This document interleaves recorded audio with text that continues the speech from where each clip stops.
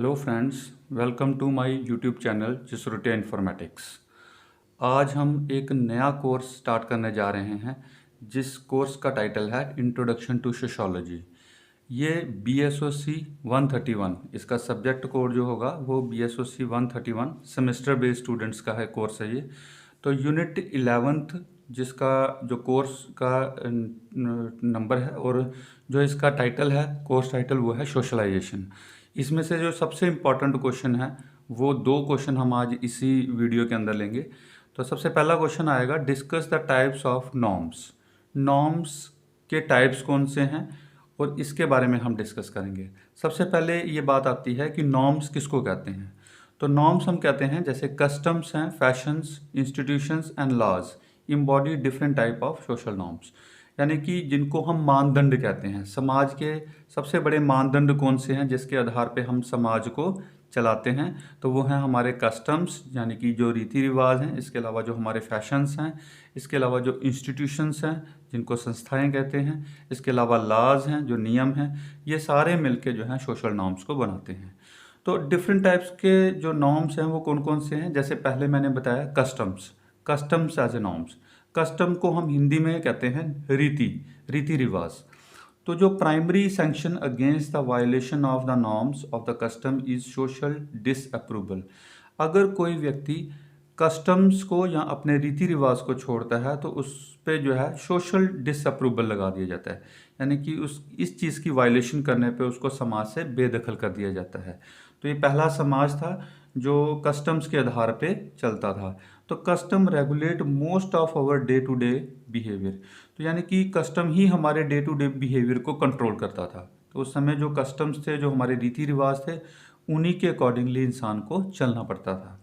दूसरा, customs are seldom coded और written down by the people who are governed by them. तो कहते हैं कस्टम्स में कोई लिखी हुई बात नहीं थी, ये एक कोडेड थे या रिटन डाउन जो है by the people who are governed by them.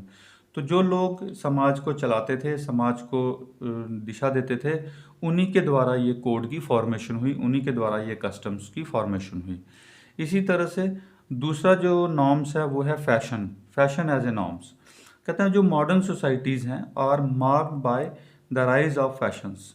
आज जो मॉडर्न सोसाइटी है, जो पहला समाज था उससे आज नया समाज जो है वो फैशन के बेसिस पे चलता है। तो फैशन के आधार पे भी किसी समाज का जो है वो नॉर्म्स चलते हैं। जैसे fashion is a term which applies to a wide variety of aspects of the life as a opinion, belief, recreation, dress, jewellery and architect. यानी कि समाज किस तरह से अपना रिक्रिएशन करता है, किस तरह से उसके अपने ओपिनियंस हैं, किस तरह के बिलीफ हैं, किस तरह की रिक्रिएशंस हैं, किस तरह के वो ड्रेस पहनते हैं, किस तरह की ज्वेलरी इस्तेमाल करते हैं और किस तरह का उनका आर्किटेक्चरल डिज़ाइन है। तो ये सारी चीज़ें फैशन में आती हैं। तो फैशन भी जो है एक समाज को, एक उसके नॉर्म्स को, मानदंड को बनाता है।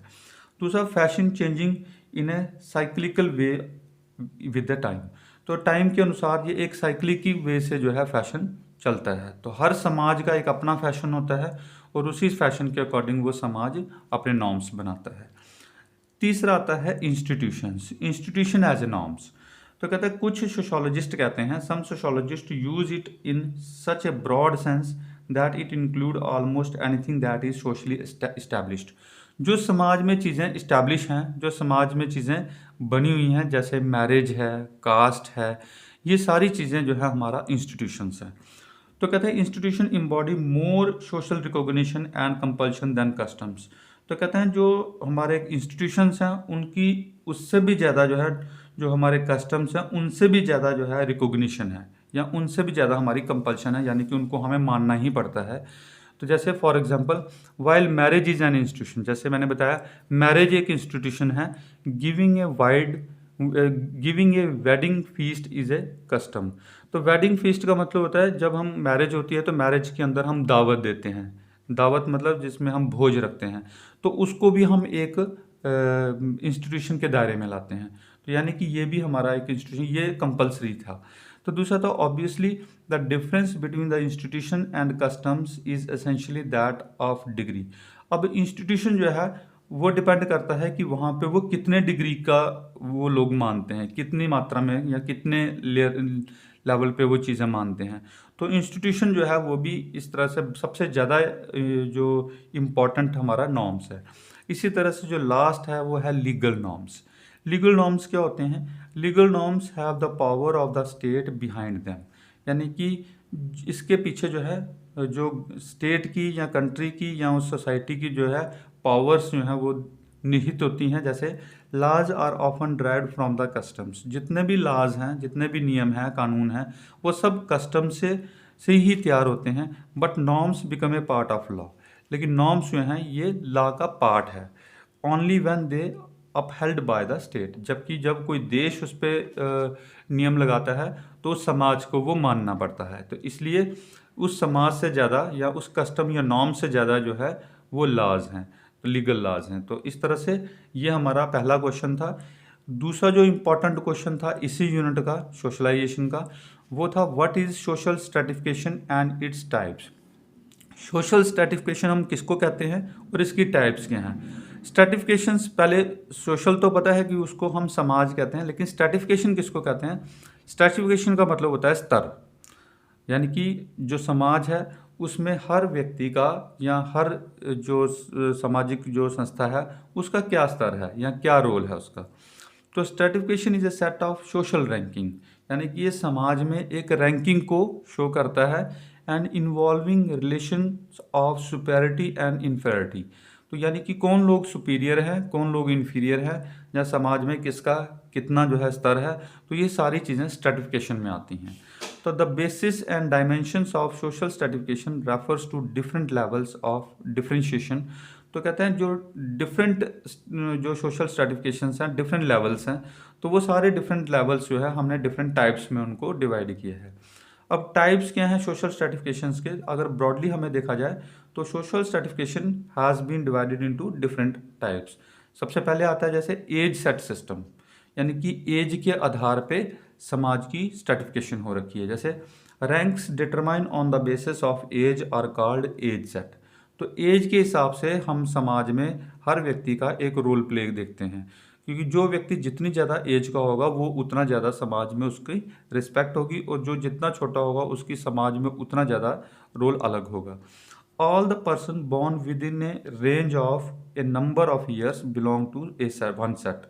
तो यानी कि वो व्यक्ति किस उम्र का है, किस एज ग्रुप का है, तो वो एक पर्टिकुलर सेट में आ जाता है। तो ऐसे ही जो principles of age is most prominent among Masai and Nandi in the East Africa. अगर ये बात हम ईस्ट अफ्रीका की करें, वहाँ पे दो ट्राइबल ग्रुप्स हैं, मसाई और नंदी। वहाँ पे एज के हिसाब से सभी लोगों को, सोसाइटी के सभी समाज के लोगों को, उनको अपने अपने रोल दिए हैं। जो एज्ड व्यक्ति होगा उसकी अलग रोल है, इसी तरह से जो प्रौढ़ व्यक्ति होगा उसकी अलग रोल है, इसी तरह से जो छोटा बच्चा होगा या जो उनका अलग जो है वहाँ पे स्टेटस रहता है। तो इस तरह से thus the membership of each age set tells a person about his ranking in the society. तो इस तरह से एज के हिसाब से उसकी मेंबरशिप बना दी जाती है कि वो समाज के किस मेंबर का पार्ट रहेगा या उसका समाज में क्या रैंक होगा। इसी तरह से दूसरा इसका पार्ट आता है, दूसरी टाइप आती है स्लेव सिस्टम, जिसको हम दासता कहते हैं या दास प्रथा कहते हैं। तो ये पहले जो समाज था, स्लेवरी सिस्टम वहाँ पे बहुत ज़्यादा था। जैसे स्लेवरी वाज एबोलिश्ड इन 1833, लेकिन स्लेवरी सिस्टम जो था 1833 में ब्रिटेन के द्वारा और 1865 में यूएसए के द्वारा जो है इसको एबोलिश्ड कर दिया गया, यानी कि ख़त्म कर दिया गया। आज स्लेवरी सिस्टम जो है बड़ा कम जो है समाज में देखा जाता है। The main emphasise in this system was economic inequality. तो इस सिस्टम के अंदर जो मेन बेसिस था वो था इकोनॉमिक इनइक्वालिटी। जो रिच लोग थे उनका समाज में अलग स्टेटस था, और जो पुअर लोग थे उनका समाज में अलग स्टेटस था। तो इस तरह से इकोनॉमिक इनइक्वालिटी के हिसाब से जो है स्लेव सिस्टम था। तो slave had no political and social right. जो स्लेव होते थे उनका कोई भी सोशल या पॉलिटिकल राइट नहीं होता था। तो स्लेव का मतलब जो दास है, किसी के अधीन जो व्यक्ति काम करता था। In this system the slave was designated as a master property. तो स्लेव को समझा जाता था कि जो उसका मालिक है वो उसकी प्रॉपर्टी है, यानी कि मालिक उसको जो कहेगा वो उसको मानना पड़ेगा। इसी तरह से तीसरी जो टाइप आती है वो है स्टेट सिस्टम। स्टेट सिस्टम जो है ये होता है जायदाद के बेसिस पे, यानी कि किसी व्यक्ति जो रिच व्यक्ति है तो वो अपने बेटे को अगर जायदाद देता है तो वो जायदाद पूरी की पूरी जो है उसके हिसाब से उसका सोशल स्टेटस बन जाता था। This type of social stratification was characteristics of feudal societies of medieval Europe. इस तरह का समाज जो था वो फ्यूडल सोसाइटीज़ के अंदर था। जब जमींदारी सिस्टम होता था उस समय का ये समाज था, यानी कि जो मिडिवल यूरोप था या मिडिवल पीरियड था उस समय इस तरह का सिस्टम जो था समाज में चलता था। It was also characterise by hereditary transmission of the social positions. Hereditary transmission का मतलब होता है कि एक जो पीढ़ी है वो अगली पीढ़ी को अपना जो है सारी प्रॉपर्टी जो है उसके नाम पे ट्रांसफ़र करती थी, तो इस तरह से उसकी सोशल पोजीशन अपनी बन जाती थी। तो it was characterised by hereditary transmission of social position. तो यानी कि ये सोशल पोजीशन के हिसाब से, मतलब हेरिडिटरी ट्रांसमिशन के हिसाब से ही किसी की सोशल पोजीशन बनती थी। And this system of social stratification is best explain the relationship between the property and political authority in the medieval Europe. तो मिडिवल यूरोप में क्या था, किसके पास कितनी प्रॉपर्टी है या उसकी पॉलिटिकली क्या पावर है, तो उस आधार पे उसको जो है समाज में स्ट्रैटिफाइड किया जाता था। इसके अलावा चौथा जो पार्ट आता है वो है कास्ट सिस्टम। स्ट्रैटिफिकेशन का जो चौथा था कास्ट सिस्टम में, Indian caste system represent the most rigid type of social stratification. Bharat का जो समाज है उसमें बहुत ही संकीर्ण तरह का जो है कास्ट सिस्टम है और बड़े संकीर्ण तरह का समाज बंटा हुआ है। तो typical characteristic of the caste system are the membership is hereditary and fixed. इसमें जो भी व्यक्ति मेंबर होगा वो फिक्स्ड होता है, जैसे एक कास्ट में जिसने जन्म लिया वो उसी कास्ट में रहेगा, और हेरिडिटरी भी वो उसी कास्ट में जाएगा और फिक्स रहेगा। ईच कास्ट इज एंडोगैमस ग्रुप, और जो भी हर कास्ट जो है वो एंडोगैमस ग्रुप है, यानी कि अंतर्विवाही जो है वह समाज है। दूसरा, caste consciousness is stressed by the caste name. तो कहते हैं कास्ट कॉन्शियसनेस बहुत ज़्यादा मानी जाती है अपनी कास्ट के प्रति जो है, इसलिए हर व्यक्ति का जो नाम है उसके साथ जो है उसकी कास्ट जो है लगती है, ताकि उसको एक समाज में अलग स्ट्रैटिफाइड किया जाता है। तो इसी तरह से लास्ट जो टाइप आती है सोशल स्ट्रैटिफिकेशन वो आती है क्लास सिस्टम।